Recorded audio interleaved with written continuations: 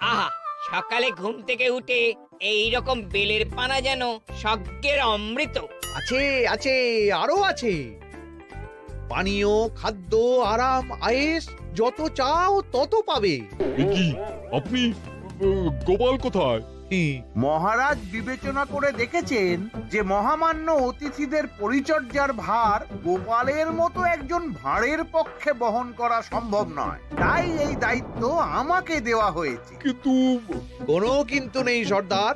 আমি যে খানা পিনা নাচা গানা আমোদ আহ্লাদের ব্যবস্থা করেছি দেখে তুমি চমকে যাবে। দেখা নয় বিজ্ঞানী, এবার শুধু কাজের সময়। কাল মন্ত্রীর উপর ওদের ভার ছেড়ে দিয়ে কৃষ্ণনগরের যে সর্বনাশটি করেছো, কোনো কাজ করে আর সেটিকে সামলানো যাবে না। হ্যাঁ, আহা, তোমার দেখছি মন্ত্রীর উপরে একটুও আস্থা নেই। ঠিক কি প্যাচ করছো বলো তো? প্যাচের কথা পরে হবে, তোমাকে যত তাড়াতাড়ি সম্ভব হাঁচির ওষুধ আবিষ্কার করতে হবে। হাঁচির ওষুধ? হ্যাঁ, হাঁচির ওষুধ। ওভাবে দেখছো কি বন্ধু? তোমাদের কাজের সব দায়িত্ব এখন আমার কাঁধে। তোমরা আমোদ করবে আর আমি কর আদায় করে তোমার হাতে এনে তুলে দেব। সর্দার, এর মধ্যে একটা চাল আছে মনে হচ্ছে। এই সে কি আর আমি বুঝিনি। এখন কি করবে?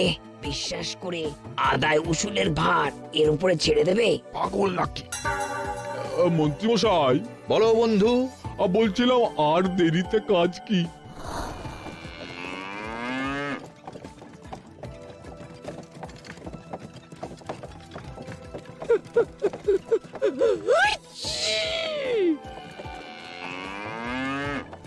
মন্ত্রী, লেখো হাঁচি এক। ওহে, তোমার নাম কি? মন্তেশ্বর হুজুরি আগে। লিখুন মন্ত্রীমশাই, নাম লিখুন। ওহে মন্তেশ্বর, হাঁচি কর, এক মোহর ছাড়ো দেখিনি। হাঁচি দুই। আরে যাও, দৌড়ে গিয়ে দু মোহর আদায় করে আনো। রে, তোরা সব কৃষ্ণনগরের কোণে কোণে ছড়িয়ে পড় দেখি, একটা হাঁচিও যেন বাদ না পড়ে। হ্যাঁ,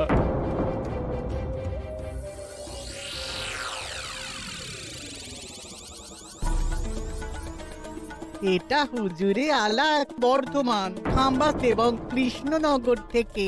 চমৎকার চমৎকার। তাহলে গোপাল কিছু করতে পারেনি। আমাদের যুব শক্তি কৃষ্ণনগরকে পুরো নিংড়ে নিয়ে আসছে। মহারাজ কৃষ্ণচন্দ্রের একটা আবেদন আছে জানাব। এই হাঁচি করের 30% যদি ওই রাজ্যকে দেওয়া যায় তাহলে আদায় উসুল আরো ভালো হবে। ওরা বলেছে যে আপনি যদি 30% দেন তাহলে কর আদায় একেবারে জান লড়িয়ে দেবে। মঞ্জুর মঞ্জুর। আর একটা আর্জি আছে হুজুর। কৃষ্ণচন্দ্র কদিন বাদে নবাবকে কৃষ্ণনগরে আমন্ত্রণ জানিয়েছে। কেন? কৃষ্ণনগরের নবাব এবং তার উন্নয়ন উপলক্ষে এক মহোৎসব হবে। সেই সঙ্গে শহরে থাকা ইংরেজদের কাছেও নবাবের সৈন্য বলের এবং নবাব ও কৃষ্ণনগরের মধ্যে পারস্পরিক ভ্রাতৃত্বের সম্পর্কের বার্তাও পৌঁছে দেয়া যাবে।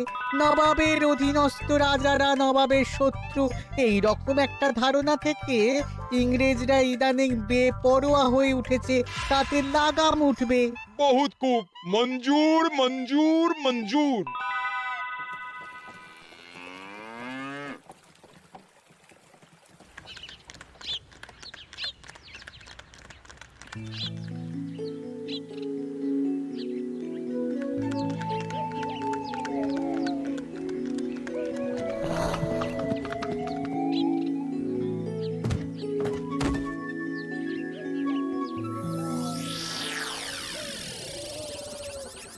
কি ব্যাপার গোপাল? জাহাপনা, বলুন কি খিদমত করব? আমি যা বলবো তাই করবে। অবশ্যই জাহাপনা। क्या बात। উজির, তুমি সাক্ষী, মহারাজ কৃষ্ণচন্দ্র আপনিও সাক্ষী। গোপাল আমাকে কথা দিয়েছে আমি যা চাইবো তাই করবে। গোপাল, তুমি আমার সঙ্গে মুর্শিদাবাদ যাবে। এখন থেকে আমার দরবারের বিদূষক হিসেবে থাকবে, কেমন?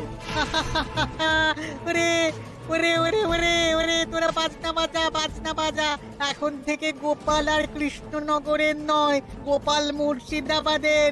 চলছে বাজা।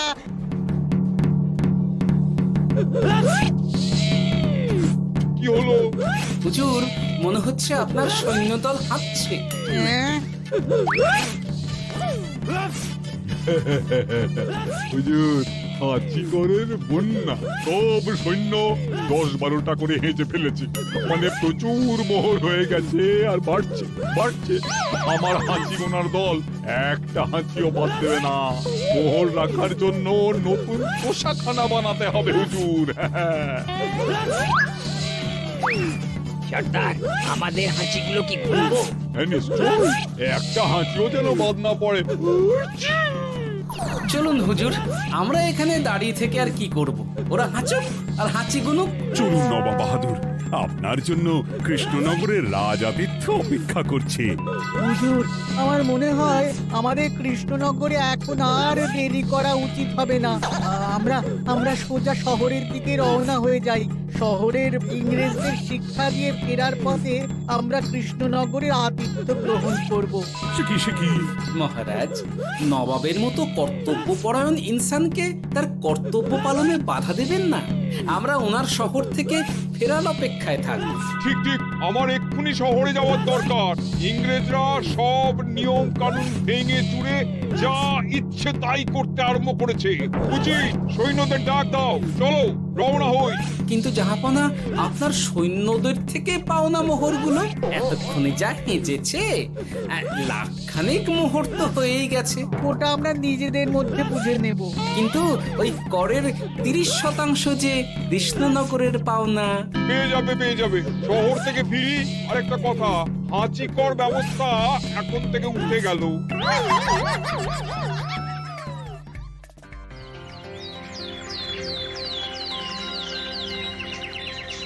মহারাজ, কিভাবে গোপাল ভাঁড় মহাশয় নবাবের উন্মাদের মতো জারি করা ওই হাঁচিকর থেকে আমাদের সকলকে রক্ষা করেছেন তা আমরা সকলেই জানি।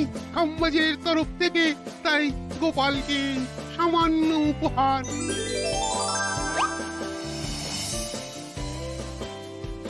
ওহ গোপাল, সত্যি তোমার জবাব নেই। কিছুই হতো না যদি না বিজ্ঞানী ওই হাঁচি চূর্ণ আবিষ্কার করত। এই উপহারের অর্ধেক কিন্তু বিজ্ঞানী। সবই তো বুঝলাম, নবাবকে সৈন্য সহ নিমন্ত্রণ থেকে সৈন্যদলকে হাঁচি চূর্ণ মাখানো, চাঁদোয়ার তলায় ঢোকানো পর্যন্ত। কিন্তু চাঁদোয়া থেকে হাঁচি চূর্ণ ঝরে পড়লো কি করে, সেটাই তো বুঝলাম না। এটা তুমি বলো বিজ্ঞানী। শব্দের বাতাসে কম্পন তৈরি হয়।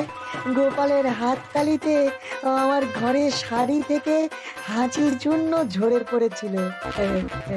এখানে চাঁদোয়া থেকে ঝরে পড়েছিল বাজনার শব্দে। কি ব্যাপার বিজ্ঞানী, তুমি এখন ছেলে খেলা করছো? হাঁচির ওষুধ হয়ে গেছে। হয়ে গেছে? মূল উপাদান তামাক, গোলমরিচ আর আলকুশির গুঁড়ো। কাজ হবে? হাততালি দাও। কাজ হলো। ব্যাপারটা কি হলো? ওই শাড়িটাতে হাঁচি চূর্ণ মাখানো আছে। তোমার হাততালির শব্দের কম্পনে ঝরে ঝরে পড়েছে। একবার নাকের কাছে এলে পিঁপড়ের থেকে পিশাচ হাঁচতেই হবে। হাঁচতে হবেই হবে। নবাব যদি বাজনা বাজাতে না বলতো। আমাদের বাজনদাররা তৈরি ছিল মহারাজ। যাক, সবই ভালোই মিটে গেল। যার শেষ ভালো তার সব ভালো। ব্যাস, এখন শুধু একটাই কাজ বাকি। নবাবের কাছ থেকে করের 30% বাবদ পাওনা মোহর মুর্শিদাবাদে গিয়ে নবাবের কাছ থেকে তুমি নিয়ে আসবে। আচ্ছা মহারাজ। হাসির রাজা, জ্ঞানের রাজা,